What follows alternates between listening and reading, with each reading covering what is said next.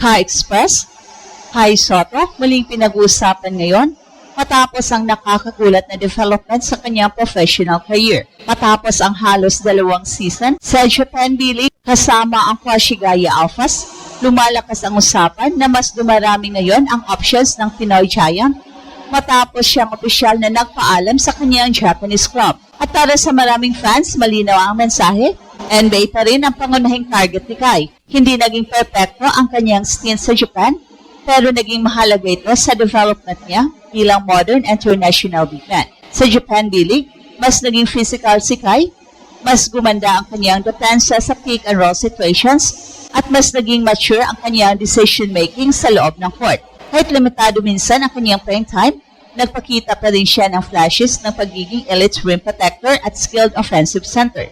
So ngayon, habang papalapit ang NBA Summer League at off-season camp sa US,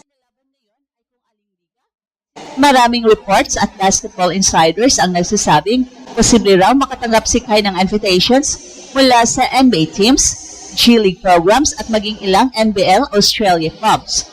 Hindi rin nawawala ang posibilidad ng Europe, lalo na't patuloy na naghahanap ng mga international teams sa stretch big na may height at mobility. Pero ang pinakakapansin-pansin ngayon, hindi na parang desperadong naghahanap ng pagkakataon si Kai. Sa unang pagkakataon matapos ang ilang taon, parang siya na mismo ang may control sa direksyon ng kanyang career. At dahil dito, lalong umiinit ang tanong ng mga Pinoy, eto na ba ang pinakamalapit na pagkakataon ni Kai para tuluyang makapasok sa NBA? O may mas malaking opportunity na nag-aantay sa ibang liga habang naghanda siya para sa prime years ng kanyang career?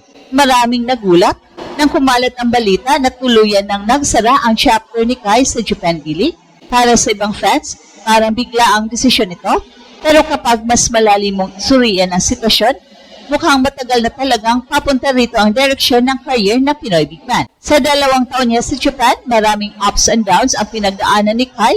May mga laro na dominant siya sa depensa, nagpakita ng elite shot blocking at anterior presence, pero meron ding mga pagkakataon na limitado ang kanyang role, lalo na sa offensive system ng team. Gayunpaman, kahit hindi siya naging superstar sa Japan B-League, napakahalaga ng kanyang presence na nakuha niya roon. Doon, mas tumigas ang kanyang katawan at doon natuto siya makipagbanggaan sa mga veteran imports at mas physical na centers. At higit sa lahat, doon siya mas natutong maging professional sa araw-araw na grind ng international basketball. So ngayon, matapos ang kanyang pag-alis sa Japan, mas marami tuloy ang naniniwalang open na ulit ang pinto para sa mas malaking opportunities. At isa sa pinakamalaking usapan ay ang posibilidad ng kanyang pagbabalik sa NBA Summer League. Sa mga nakaraang taon, ilang beses nang naging malapit si Kai sa NBA pathway, mula G-League Team Ignite route hanggang sa training camps at workout sa US, pero sa bawat setback, mas bumabalik siya na mas mature at mas handa. At ngayong 2026 off-season, ibang klase ang timing. Sa NBA ngayon, mas lumalaki ang demand para sa tall mobile centers na kayang mag-protect ng rim at tumakbo sa transition. Hindi na uso ang traditional slow-footed big man lang. Ang kailangan ng modern basketball ay versatile 7-footers at yun mismo ang pilit hinuhubog ni Kai sa kanyang laro. Kaya hindi nakapagtataka kung bakit may ilang reports na may interest muli mula sa NBA-related camps at developmental programs. Kahit wala pang official announcement, maraming scouts ang patuloy na sumusubaybay sa progress niya dahil bihira pa rin ang kanyang kombinasyon ng height, timing, touch at mobility na meron siya bilang Asian center. Pero hindi lang NBA ang pinagpipilian ngayon ni Kai. Nariyan din ang posibilidad ng Australia NBL. Nariyan din ang posibilidad ng NBL Australia return kung saan dati na siyang naglaro kasama ang Adelaide 36ers. At sa totoo lang, may ilan ding analyst ang naniniwalang mas bagay ang NBL system para sa development ni Kai dahil mas mabilis at mas NBA style ang laro doon kumpara sa ibang Asian leagues. Bukod pa rito, may ilang European teams na posibleng maging interesado, lalo na't mataas ang value ngayon ng international rim protector sa Europe.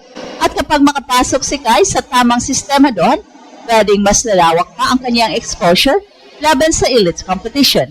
Well, sa madaling salita, kahit natapos ang Japan B-League chapter niya, hindi ibig sabihin na umatras ang career ni Kai. Well, sa katunayan, posible ngang ito pang simula ng pinakamalaking opportunity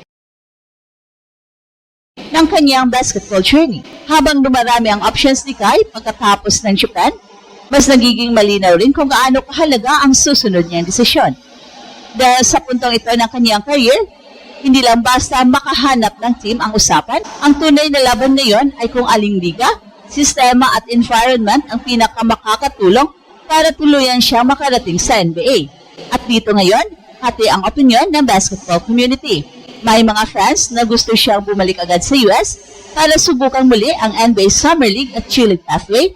Para sa kanila, ito pa rin ang pinaka-direktang daan papunta sa NBA roster.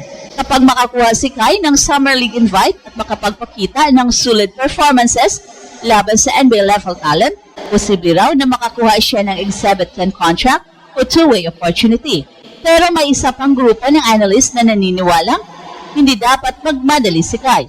Para sa kanila, mas mahalagang piliin niya ang lugar kung saan tuloy-tuloy ang development niya bilang modern center dahil kahit gaano kalapit ang NBA dream, kapag mali ang napasukan mong role o sistema, pwedeng bumagal ulit ang progress mo.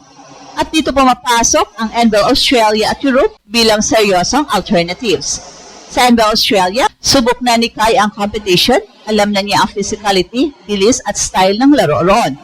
At marami pa rin naniniwala na isa sa pinakamalaking dahilan kung bakit gumanda ang mobility at confidence ni Kai noon ay dahil sa NBA-style environment ng Adelaide 36ers. Kapag bumalik siya roon o sa ibang NBL team, posibleng mas maging prepared siya para sa NBA transition. Samantala sa Europe, ibang klase naman ang development culture. Kilala ang European basketball sa discipline, spacing at tactical systems, at para sa ibang 7-footer na may shooting touch at passing instincts gaya ni Kai, posibleng mas ma-develop ang all-around game niya roon. Pero kahit anong liga pa man ang piliin niya, isang bagay ang malinaw ngayon, mas mature na si Kai kumpara sa dating teenage prospect na unang sumabak sa international stage. Dati, madalas siyang tinitingnan bilang raw talent na kailangang i-develop, pero ngayon, mas composed na ang kanyang laro, mas controlled ang emotions sa court, at higit sa lahat, mas naintindihan na niya kung paano gamitin ang laki at haba niya laban sa professional competition. At malaking factor din dito ang mga naging setbacks niya sa nakarang taon. Mula sa injuries, limited roles hanggang sa pressure ng social media at expectations ng buong bansa, lahat ng iyon naging bahagi ng paghubog sa kanya bilang player at bilang tao. At paano kung ang pag-alis ni Kai sa Japan ay hindi pagtatapos, kundi paghahanda pala para sa pinakamalaking breakthrough ng kanyang career. At ito ang Express Info kung saan bawat kwento ginulat ang mundo. Don't forget to like and subscribe.